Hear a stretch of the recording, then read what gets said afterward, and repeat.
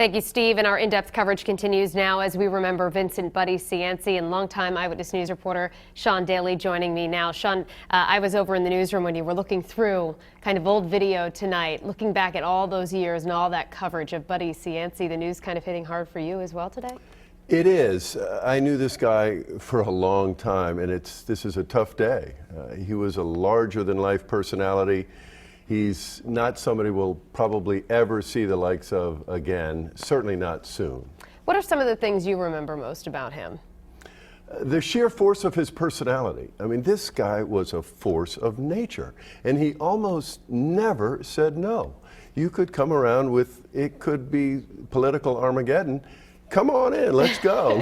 You know, it was game on. Yeah, and we saw a lot of that in Mike's story just now, carried into his political career. Those really strong sound bites we heard from him. Yes, and when he said he loved Providence, it wasn't just a line. I mean, a lot of politicians say they love whatever their jurisdiction is, but I mean, this was a guy who really did.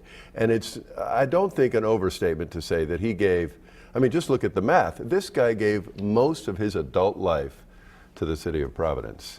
And he's still hopeful about Providence at the very end. There's a clip we have that he's acknowledging that he's far from perfect, but he still gets in a plug for Providence. Check it out.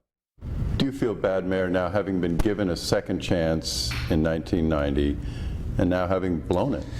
Well, I think it's certainly a sad commentary on me and a sad commentary on my life. But I don't think it's going to hurt the city as much as some of the pundits are saying. The city will go on. The city is better off today from where it was in 1990 in so many different respects. But even as he tried to keep a positive attitude, Buddy was just completely aware of where he was headed, and yet he had a spin even on that. Yeah, he couldn't have possibly been happy about where he was headed. No, he wasn't, but he saw that it could have been worse. Here's another clip. Check this out. Are you scared about prison at all, Mayor? Oh, I don't want to get into my personal feelings about that. That's very private.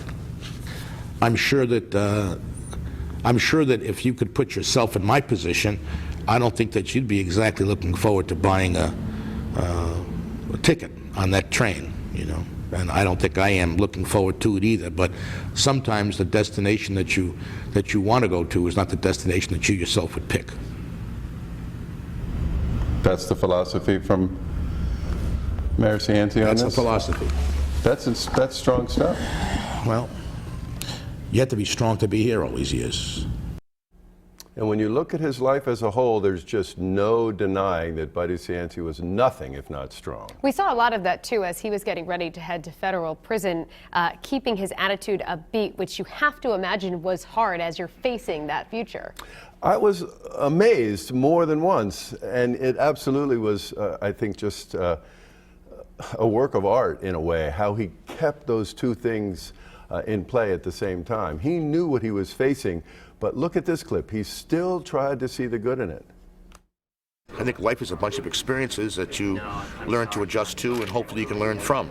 And I look to this as a time in my life that I have to put up with, and I'm not going to look at it in a way, a negative way. I'm going to try to look at it as in a positive way, and reflect on the good friends I have and the good family I have, and the fortune that I've been able to, the fortunate things I've been able to accomplish in my life, and also the fact that that life's not over. Talk about perspective. I mean, here's a guy who clearly understands that as difficult as prison will be, Shannon, it won't kill him. Longtime Eyewitness News reporter Sean Daly, thank you for that unique perspective. It was really great. We appreciate it.